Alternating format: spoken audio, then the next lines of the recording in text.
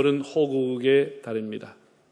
나라를 지키기 위해서, 또 민주화를 이루기 위해서, 경제적인 도약을 위해서 수고하고 희생하신 분들을 소중히 여기고 그 보훈 가족들을 위로하고 우리는 나라를 위해 뭘 할 것인가를 생각하는 달이라고 하겠습니다. 그래서 제가 오늘부터 요한복음 강해를 하려고 4월부터 사실 하려고 했는데 계속 이렇게 연기가 되다가 더 이상은 안 되겠다 판단해서 6월 첫 주부터 이제 요한복음 강해를 하려고 합니다. 제가 교회 부임하고 수요일 날 저녁에 기억나시는 분은 요한복음 강해를 했는데 사람이 시간이 가고 나이가 들면서 다시 성경이 새롭게 봐지는 거예요.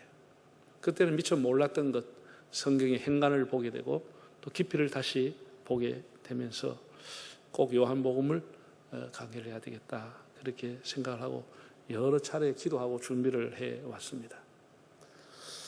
저는 이제 수십 년 동안 강해 설교를 주일 낮에도 하고 있습니다. 그 이유는 목사가 유혹받는 것 중에 하나가 설교에 대해서 다 짐을 지고 있으니까 자기가 하고 싶은 설교를 하려고 하는 거예요. 왜냐하면 준비가 돼 있고 또 하고 싶은 얘기들도 있고 하고 싶은 설교를 하고 싶은 유혹을 항상 받는 거예요. 그리고 성경을 뒤적이다가 교인들이 듣고 싶어 할 설교를 할 가능성이 또 많은 거예요. 여러분 지금 뭐 다 사람이 살기 어렵고 힘들고 하니까 교인들은 다 교회에 와서 위로의 말을 듣고 싶어 하는 거예요. 격려의 말을 듣고 싶어 하는 거예요. 이 교인들의 여론에 의해 가지고 설교가 이제 정해지기 가능성이 굉장히 많은 겁니다. 이런 것이 한국 교회를 힘들게 하는 겁니다. 우리가 예배는 위로받으려고 오는 게 아닙니다. 이 시대에 하나님이 내게 주시는 말씀, 하나님의 음성, 하나님의 뜻을 우리가 얻기 위해서 오는 건데 내가 듣고 싶은 말을 들으려고 한다고 하는 이 자체가 굉장히 잘못된 겁니다. 이것이 사람들로 하여금 계속해서 영적인 어린아이로 만들고 성장하지 못하게 하는 거예요. 계속해서 위로의 말만 듣게 되면 그 사람이 어떻게 성장하겠습니까? 우리는 설교를 통해 가지고 우리의 양심이 따끔하게 질책을 받고 우리 영혼이 흔들리고 내 삶이 흔들릴 정도로 하나님 말씀 앞에 우리가 서야 되는데 늘 좋은 말로 위로해 주면 그럼 무슨 예배의 의미가 있겠느냐 그런 생각을 저는 하게 됩니다. 그래서 교인들이 듣고 싶은 말, 목사가 하고 싶은 말 그건 아니다는 생각을 오래전에 하게 돼서 강해 설교를 하게 됩니다. 강해 설교의 특징은 뒤적뒤적 하다가 하는 게 아니고 다 정해져 있습니다. 본문은 다 정해져 있습니다. 그 다음 주까지도 대충 본문이 다 나와 있습니다. 그동안 기도하고 더 묵상하고 더 원어를 공부하고 해서 교인들에게 더 깊이 있는 말씀을 전하려고 준비하면 되지 본문을 뭐로 할까? 주제를 뭐로 할까? 그런 것은 그 2차의 문제가 되는 겁니다.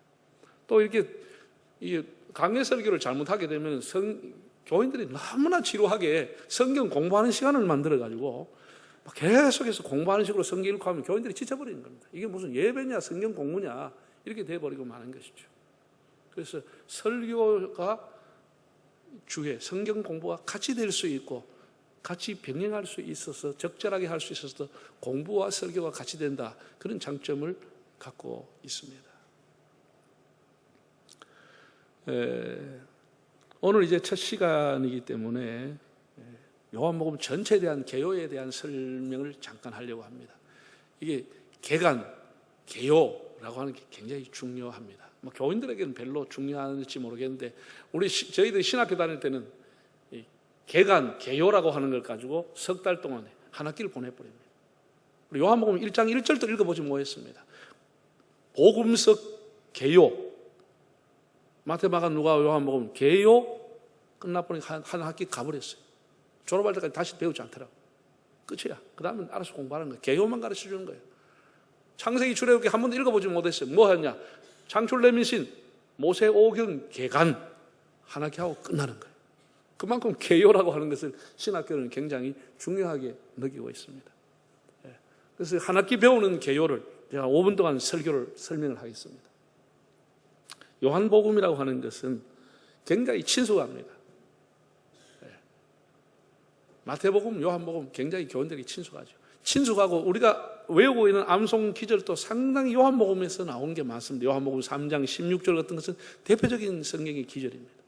또 뭐 나는 길이요 진리요 생명이니 요한복음 14장 6절에 나오는 것, 나는 선한 목자다, 뭐 이런 것, 이것 때문에 굉장히 친숙하게 생각하는데 요한복음은 굉장히 어려운 내용으로 되어 있습니다. 그런 여러분이 그저 표면만 보는 것은 오해고 착각입니다. 굉장히 어렵고 요한계시록 다음에 가장 어려운 것이 요한복음이다, 이렇게 보시면 됩니다. 왜냐하면 다른 복음서 일반 이제 마태, 마가, 누가를 공간복음이라고 하는데 같이 보았다, 비슷한 방향으로 봤다 해서 공간복음이 나는데 이것은 예수님의 전기입니다. 예수님의 거의 일대기, 예수님의 사건을 중심으로 기록하기 때문에 비슷합니다. 요한복음은 예수님의 일대기가 아니고 전기가 아니고 예수님의 말씀을 중심으로 기록한 책입니다. 사건을 중심으로 기록한 게 아니고 예수님의 교훈, 예수님의 말씀의 의미를 뜻풀이한 것이기 때문에, 그걸 영적으로 풀어놨기 때문에 그걸 다시 해석하는 것은 쉽지 않고 어렵다, 이렇게 봅니다. 이제 공간복음서는 제가 얘기한 것처럼 예수님의 전기입니다. 예수님이 출생하기 전에 마리아를 통해서 수태고제가 되고 예수님이 탄생하고 예수님이 자랐을 때 어릴 시절에 그리고 예수님이 세례받는 것, 예수님이 또 무슨 40일 동안 금식하고 시험을 받는 이런 예수님의 일대기가 쫙 순서별로 나와 있습니다. 요한복음은 그거 일체 기록하지 않았습니다. 그러니까 사도 요한이 마지막으로 자기 생애를 마치기 전에 30년 전에 기록했던 복음서의 보충적인 의미, 부족한 부분이 뭘까? 거기에 기록되지 않는 것이 뭘까? 라고 해서 기록해 놓은 거기 때문에 요한복음은 공간복음서에 없는 것, 92%가 없는 것을 기록해 놓았습니다. 전혀 다른 것이죠. 전혀 복음서인데 전혀 다른 내용이다, 이렇게 보시면 됩니다. 이 저자는 이제 일반적으로 우리가 예수님의 제자인 사도 요한으로 보고 있습니다. 물론 다른 요한으로 보는, 다른 사람으로 보는 사람도 있습니다. 그런 학설도 있는데 전통적인 복음주의자들은 요한복음의 저자는 예수님의 제자 사도 요한이다. AD 90년경에 가장 예수님의 제자 중에 오래 살았고 장수했고 자연사 했던 분이 사도 요한입니다.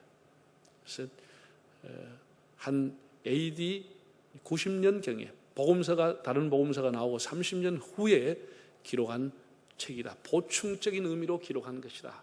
그렇게 그 당시에 벌써 일어났던 이단에 대항하기 위해서 변증서로 기록한 것이다 하고 이해하시면 되겠습니다. 그럼 요한복음을 왜 기록했냐? 기록한 목적이 뭐냐? 요한은 명백하게 이 요한복음을 기록한 목적을 밝혀놓았습니다. 이것은 요한복음뿐만 아니라 성경 전체를 기록한, 신구약에 기록한 목적이 뭐냐와 동일한 겁니다. 요한복음을 기록한 목적이 뭐냐? 화면을 보겠습니다. 요한복음 20장 30절 31절 읽어보겠습니다. 예수께서 제자들 앞에서 이 책에 기록되지 아니한 다른 표적도 많이 행하셨으나 오직 뭐하는 것은 오직 이것을 기록한 목적이 뭐냐? 첫째, 너희로 예수께서 하나님의 아들 그리스도이심을 믿게 하려 함이에요. 두 번째는 그 이름을 힘입어 생명을, 영생을, 구원을 얻게 하려 함이라. 두 가지 목적을 가지고 기록했다는 거예요. 이것은 요한복음뿐만 아니라 성경 전체를 기록한, 성경에 기록한 목적이 뭐냐? 첫째는 예수가 하나님의 아들이라고 하는 것, 예수가 메시아 그리스도라고 하는 것, 그걸 믿게 하기 위해. 두 번째는 그를 믿어서 영생을, 구원을, 생명을 얻게 하려는 목적으로 성경이 기록됐다. 그렇게 말하고 있습니다. 그러니까 우리 성경은 뭐 역사책이 아닙니다. 시나 소설이 아닙니다. 설화가 아닙니다. 성경의 목적은 예수가 하나님의 아들이라고 하는 것, 그가 메시아 그리스도라고 하는 것과 그를 통해서 이 생명, 영생, 구원을 얻게 하기 위해서 기록한 생명의 책이라고 하는 사실입니다. 요한복음은 아예 처음부터 한 가지 목적입니다. 예수가 하나님의 아들이라는 겁니다. 그걸 처음부터 예수님의 신성에 대해서만 기록해 놓았습니다. 그러니까 우리가 복음서를 보면 예수님이 자신의 어떤 신분을 드러내는 데 대해서 은근히 얘기하거나 말하지 못하게 한 기절이 곳곳에 있습니다. 자기를 드러내지 말라고 했습니다. 그런데 요한복음 1장부터 아예 노골적으로 예수님에 대해서 하나님의 어린 양이다, 혹은 구주시다, 혹은 창조주가 되신다, 독생자이시다, 그는 참 빛이시다, 참 구원이시다, 이렇게 밝혀놓았습니다. 그래서 유대인들로 하여금 굉장히 반발을 사게 한 것이 요한복음에는 이런 내용들입니다.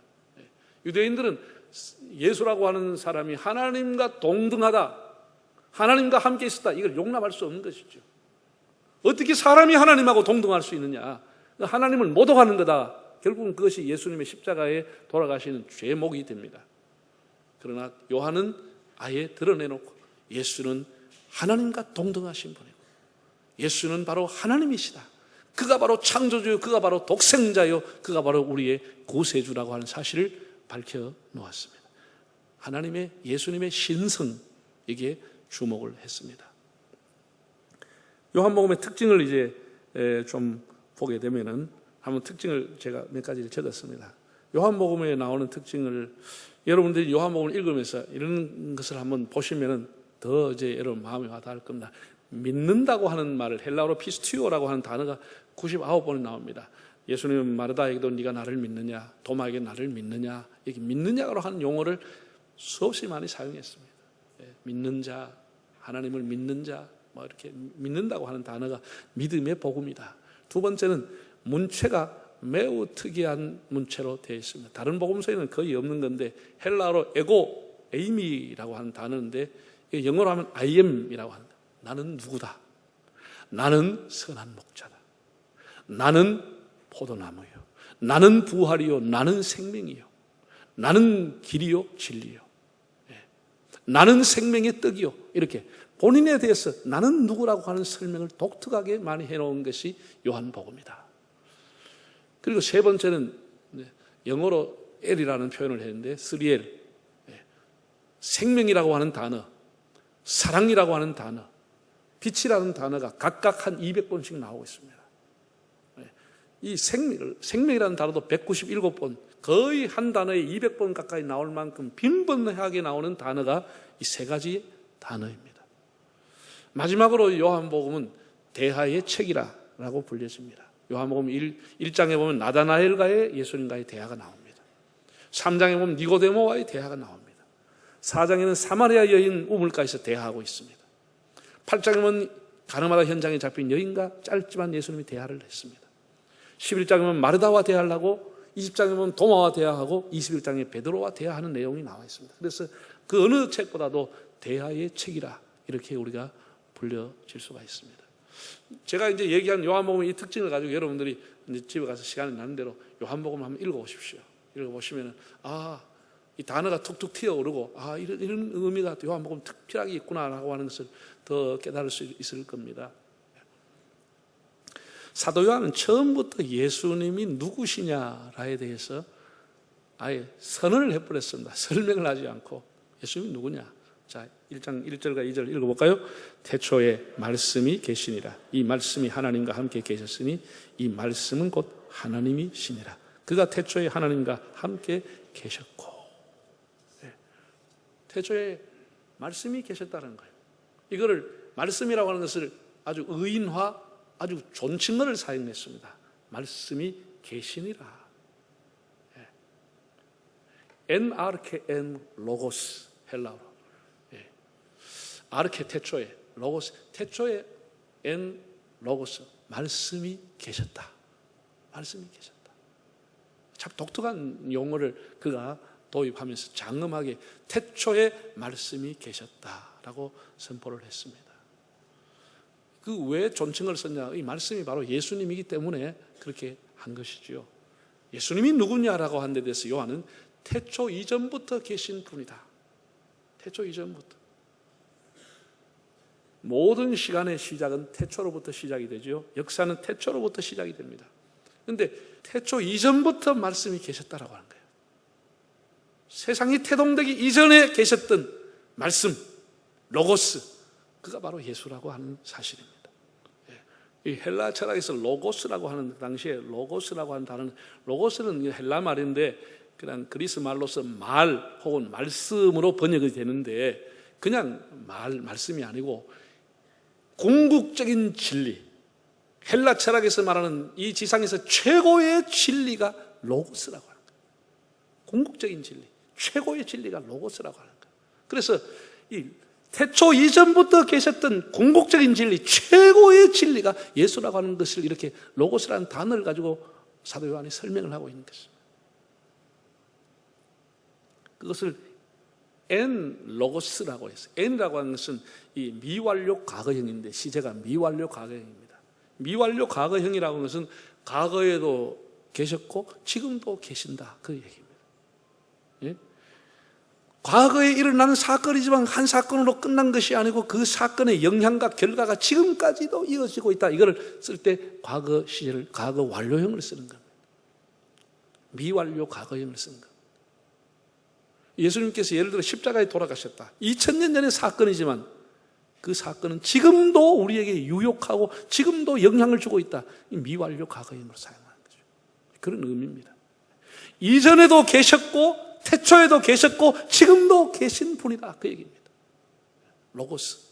예수님은 어떤 분이냐? 무시무종한 분이에요. 시작도 없고 끝도 없는 분이세요. 우리가 그거 외에는 표현할 수 있는 길이 없어요. 예수님의 시간에 대해서 무시무종한 분이에요. 이것을 요한이 어떻게 소개했냐?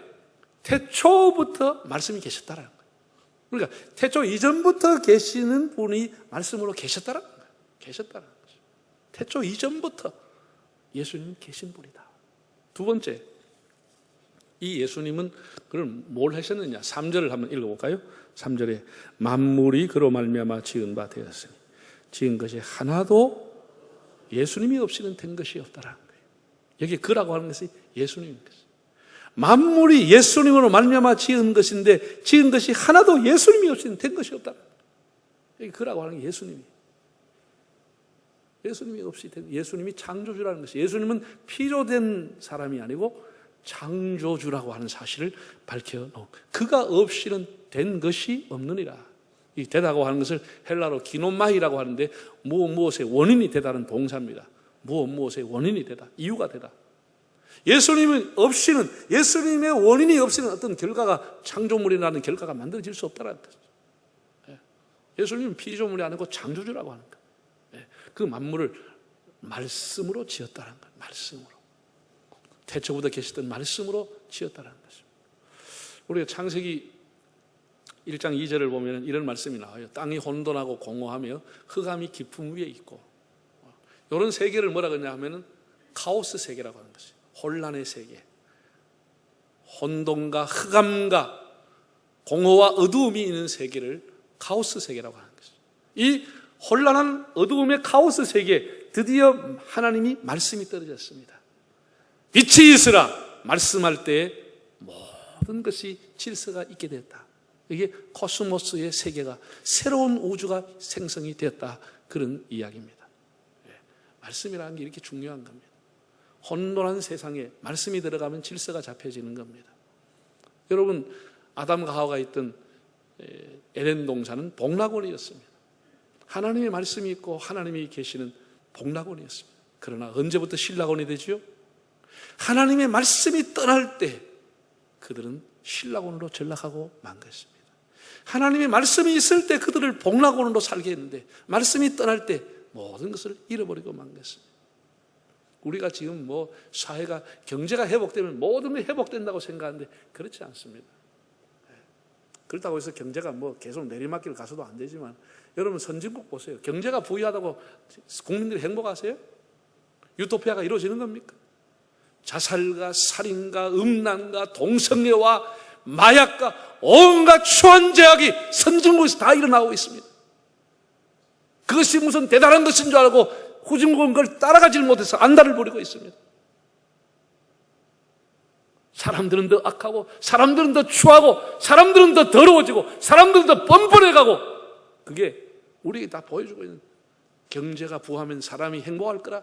그렇지 않습니다. 사람들은 더 악한 세상을 맞이하게 되는 겁니다. 우리는 오히려 가난했던 시절, 그래도 그때가 양심이 있었고, 그때는 그래도 아리위가 있었고, 지금은 더 타락한 시대가 되었다고 모두가 다 이구동성으로 말하고 있지 않습니까? 네? 경제가 회복되면 다 회복된다, 천만의 말씀입니다. 여러분, 하나님을 떠나면 모든 것을 갖추고 있어도 하나님을 떠나는 인생은 이와 같이 혼돈의 카오스의 세계로 들어가는 겁니다. 제가 아주 비유를 하면은, 하나님을 떠난 인생은 폐가와 같습니다. 폐가. 버려진 폐가. 그 폐가는 나중에 흉가가 되고 마는 것입니다. 예. 우리가 지금도 얼마든지 시골에 가면 사람이 인적이 드물고 안 사는 폐가가 지금 버려져 있는 집들이 많습니다. 그 하룻밤 자고 싶은 생각 누가 하겠습니까? 버려진 집입니다. 제가 고향에 제가 고등학교 다닐 때 큰 댐이 들었었습니다. 그 댐 공사를 한 6, 7년이나 했습니다. 그 제 옆에 있는 짝들이 고향을 다 잃어버린 거예요. 걔들이 다 거기서 통학하고 나오는데 그게 다 수몰 지역이 돼가지고 집단 이주를 국가에서 강제적으로 그때는 집단 이주를 쓰게 새 동네를 만들어서 거기 텄다가 무조건 글로 가라고 다 쫓아내버린 거예요. 그래가지고 하루아침에 고향을 잃어버렸어요. 그래서 새 동네 입구에 가면 뭐라고 보이나 망향비가 있어. 우리 옛날에 어디에서 살고 어떻게 살다가 여기 와 집단으로 와 살고 있다. 수몰민이다. 이렇게 망향비라는 입구에 가는 것까지 있어. 제가 얼마 전에 작년에 저작년에 밀양댐 한번 넘어가면서 보니까 밀양댐 그 위에도 망향비가 하나 서 있더라고. 거기도 많은 수몰민들이 여기서 몇 가구가 어떻게 살았다. 이렇게 적혀 있더라고. 예? 이 사람들이 하루아침에 고향을 다 잃어버린 거예요. 고향 다 잃어버렸어요. 그래서 몇 년이 지난 이후에 그 댐이 이제 만들어지면서 서서히 이제 물이 차고 들어갑니다. 물이 차고 한꺼번에 그 막 5개 면인가 6개 면이 딱 들어갔는데 한꺼번에 물이 채워주지 않고 이제 계속 물이 차는데 차만 또 흘러가고 차만 흘러가고 그러죠. 저보고 친구가 아유 우리 고향에 한번 가보자. 우리 집이 어디 됐는지 뭐 떠내려 갔는지 어디 됐는지 모르겠다. 이래가지고 가봤더니 세상에 물이 다 안 차올랐어요. 물은 다 안 차오르는데 나는 집을 다 부숴버리고 새로만 한다 할 때 집이 그대로 있어. 집이 그대로 있는데 물이 이제 점점 차고 올라오는 거예요. 이 집은 보니까 언덕이 있는데 집이 그대로 있어. 저 살던 집이 안방 아래채 뭐 외양간 계집까지 그대로 있어. 그 석가래는 무너져버리고 기둥 다 무너졌는데 집 형태는 그대로 있어. 하나님을 떠난 인생의 인격과 마음은 이런 폐가가 되는 거예요. 다 가시던 물이 그를 덮어버리고 마는 것이죠. 인생의 꽃이 피지 않습니다. 행복의 향기가 피지 않습니다. 어디서 이름 모를 자풀과 가시던 게 엉큼기가 콱 그를 덮고 기둥과 석가래는 다 무너지고 흉가가 되고 쓰레기통이 되어가는 것이 하나님을 떠나고 말씀을 떠난 인생의 모습인 것입니다.